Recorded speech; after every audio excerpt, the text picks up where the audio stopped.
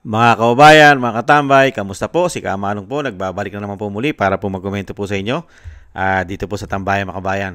Samahan niyo po ang inyong lingkod, magkomentuhan po tayo mga kababayan. Magandang umaga po muna siyempre sa inyo, tanghali, hapon, gabi at madaling araw po sa atin lahat. Umpisa na po natin mga tambay, sana po nasa maayos po tayong kalagayan. Ito po, komentuhan po natin mga tambay, ito pong pinag-uusapan na po ito sa mainstream media mga tambay, tungkol po dito sa mga retired general na sinasabi po nga nagpapakalat daw po ng fake news ayon po sa AFP. At dito po, binalaan po ng AFP na pwedeng tanggalan ng pension mga tambay. Tatanggalan daw po ng pension kung mapapatunayan na sila po ay nagpapakalat din po ng sinasabing pagpapabagsak sa gobyerno mga tambay. Sa gobyerno po ni PBBM mga kabayan. Unbelievable. At tatanggalan ng pension. Samantalang ang pension po ay nanggagaling po sa taong bayan, sa buwis po ng taong bayan, hindi po sa mga militar. Hindi po sa men in uniform nanggagaling po ang pension, sweldo at allowance po nilang lahat. Hindi po ba mga kababayan? Napaka-powerful po pala ng AFP mga kababayan. Parang ang pera po na pang-retiro, pang-retired, pang-pension, at mga allowance at sweldo nila ay sa kanila nanggagaling, sa mga general. Sila pa yata nagbibigay ng pension ngayon. At sila rin ang magtatanggal, mga kabayan. Unbelievable. Pakinggan po natin ang balita. Pension no more? Pinag-aaralan ngayon ng AFP na tanggalan ng pensyon ang mga retiradong opisyal na mapapatunayang pasimuno o nakikiisa sa umano'y coup plot laban sa gobyerno. Hindi raw nito binabakura ng free speech pero paalala nila, mayroon din itong limitasyon. Narito ang Agenda Weekend Report ni Ivy Reyes. We're also humans. We also have our own opinions. And ito pong nangyayari sa bayan, meron din po kaming sariling pananaw namin tungkol dito. But as we embrace the profession of arms, the regimented life, we have also waived our right to free and open speech. Nanganganib na matanggalan ng pensyon ng mga retired officials ng Armed Forces of the Philippines kung mapapatunayang nagpapakalat ng fake news o nanghihikayat na mag-aklas laban sa administrasyon. Ayon sa AFP, pinag-aaralan nila kung pwedeng isailalim pa sa court-martial ang mga retiree. Our stand on this is that we will not will be taking this sitting down. No, we will take the proper legal actions po, no, sa mga ganito. Ang Armed Forces of the Philippines po, tuloy-tuloy po kami, no, na nakafocus sa aming mandato at sa aming trabaho. And hindi po namin i-allow na meron nga pong ibang entities that would shift our focus from what we are doing. Bagamat civilian na ang status ng mga ito, pagdidiin ng sandatahang lakas. Nang pumasok sila sa hanay, may sinumpaan silang tungkulin na sumunod sa mandato ng AFP. Ibig sabihin, hindi raw sila basta-basta pwede magsalita ng laban sa gobyerno. Civilian nga po yung category nila. So, but ito nga pong sabi natin, since nagre-receive po sila ng pension, pag-aaralan po natin kung how this will fall into play. So pwede silang mawalan ng pension, ganun po ba yun? If the legal channels determines that this is so, then we will follow.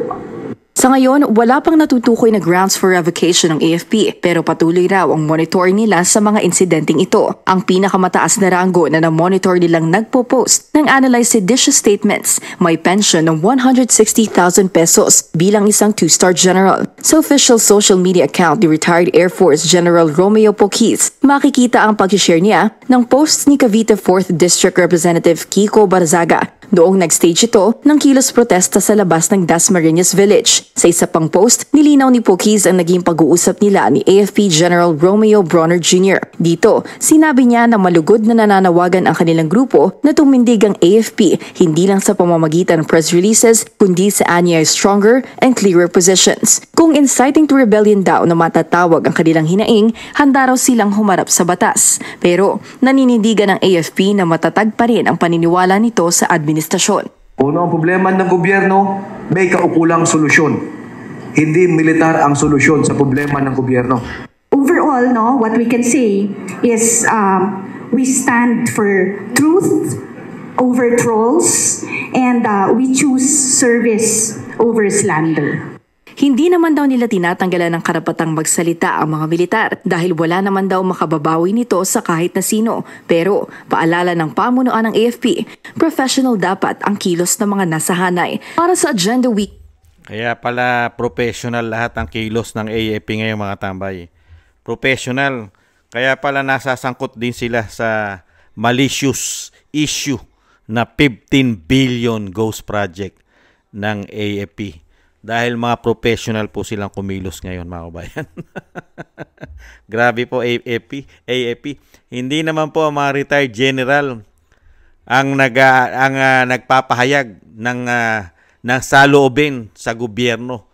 Taong bayan ang nagpapahayag. Dismayado. Mahigit 3 taon, korupsyon. Nananatili kayong bulag, pipi at bingi.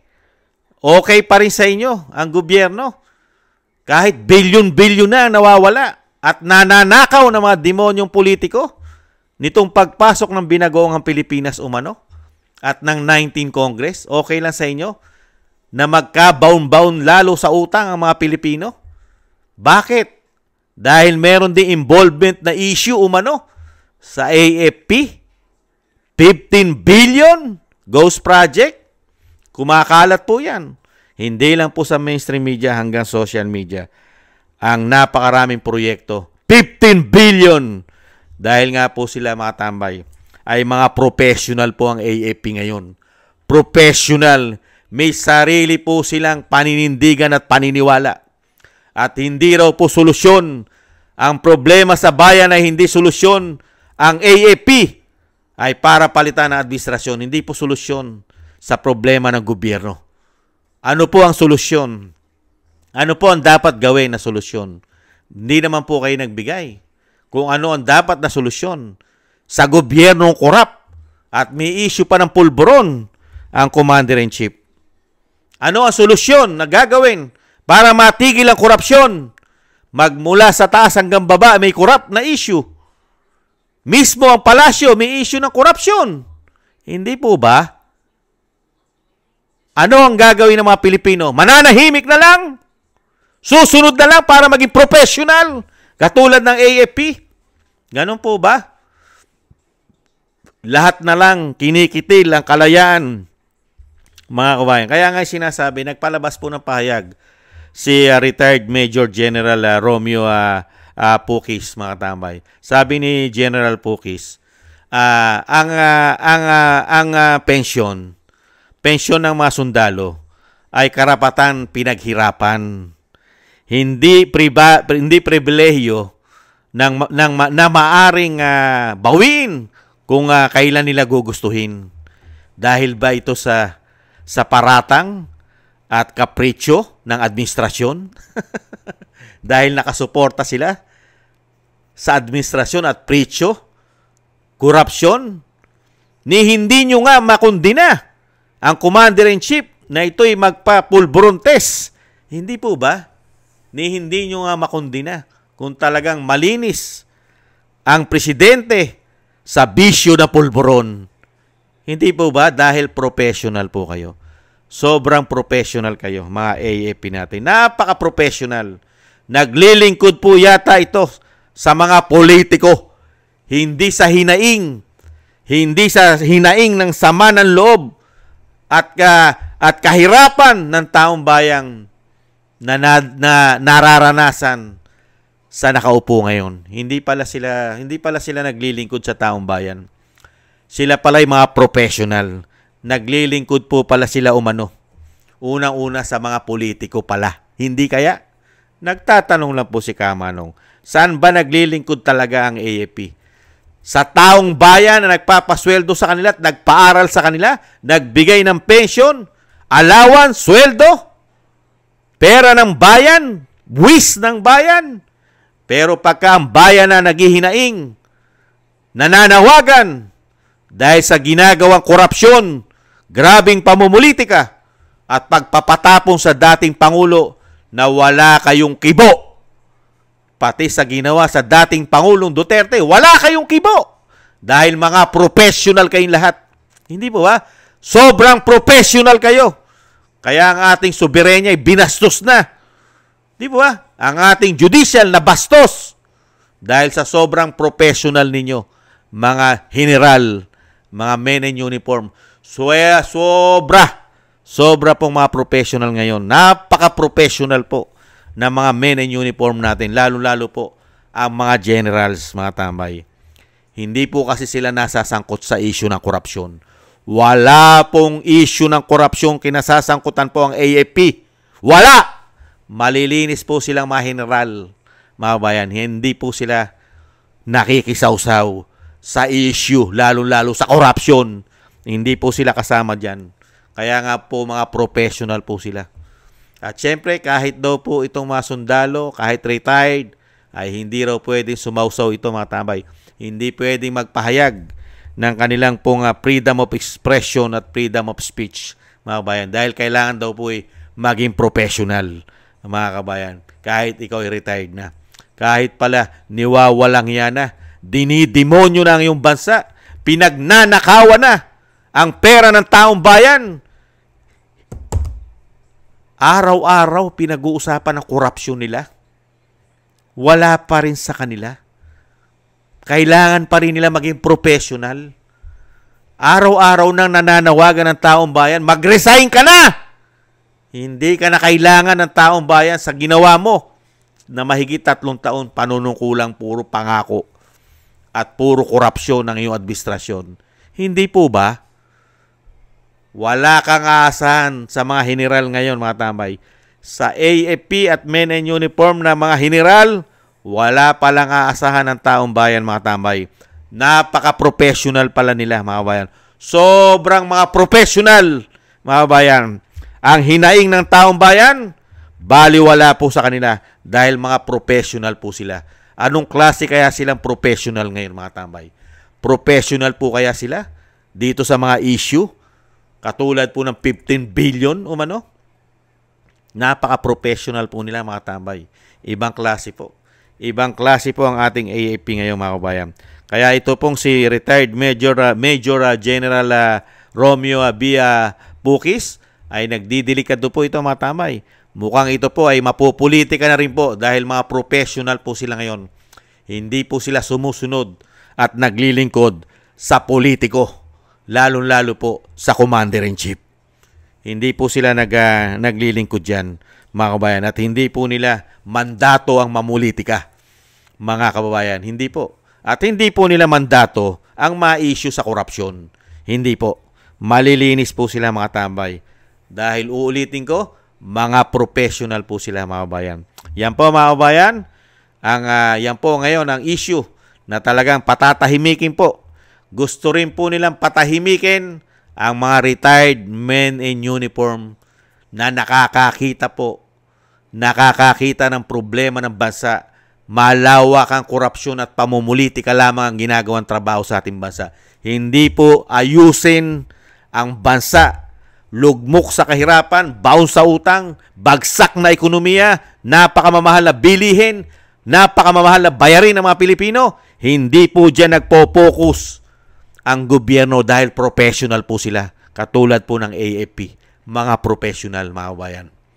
Kaya po ang ating bansa, lugmok sa kahirapan, pamumulitika, korupsyon, nananatili pa rin po ang suporta ng militar sa gobyerno po ni BBM dahil napaka-professional po nila, mga kababayan. Yan po, mga kababayan, ang nakikita po natin, ang komento po na inyong lingkod. Mukha po na patatahimikin na po nila dahil mismo yung retirement na po, yung pension na ang tatanggalin na sa kanila, mga kababayan. Itong pension ay, yung pension po ng sundalo ay karapatan pong pinaghirapan nila yan, mga tambay. Hindi po ba? Hindi po yan karapatan o basta-basta na lang tanggalin ng kapwa nila kabaro. Katulad po ng mga general sa AFP. Dahil unang-una, hindi po nila pera yan. Ang ibinibigay na panweldo, pang pension, pang allowance, pati pag-aaral nila, lahat po yan ay galing sa buwis natin. Sa buwis natin. Kahit po ang presidente ng Pilipinas, hindi niya po pera yan. siya po'y palamunin din at paswelduhin. Pati po ang kanyang biyahe, travel, pamamasyal. Hindi po ba lahat po ay galing sa ating mga buwis? Hindi po ba? Kaya po wag po kayong magmayabang. Wag po kayong napakaangas na parang ang pera ng taong bayan ay pera nyo na. Pera po namin yan. Hindi po ba? Ganun po pala pagka nasa kapangyarihan ng mga taong ito umano. Lahat po ay inaangkin na nila.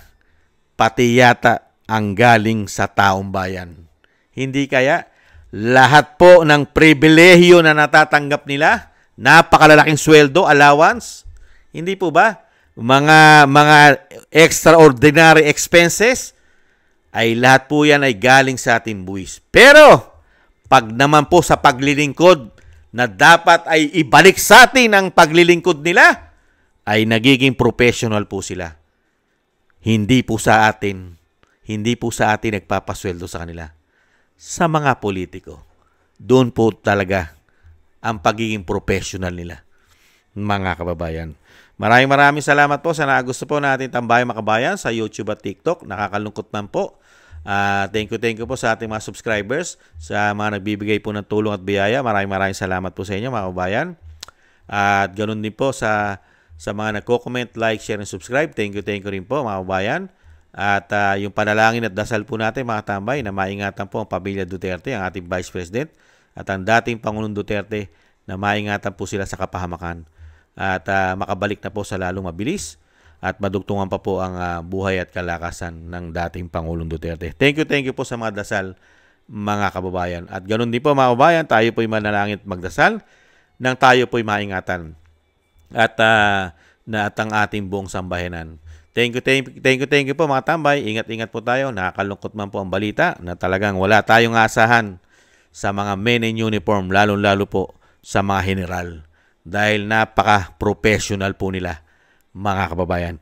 Iba po ang kanilang pananaw, iba po ang pananaw na nagpapasweldo sa kanila. Yung nagpapasweldo sa kanila, iba ang nakikita, paghihirap. Samantalang ang mga men in uniform po natin, lalo ang general, wala po silang nakikitang paghihirap, lalo ang nagpapasweldo sa kanila, mga kababayan. Ingat po, konting tiis na lang po. Bye-bye!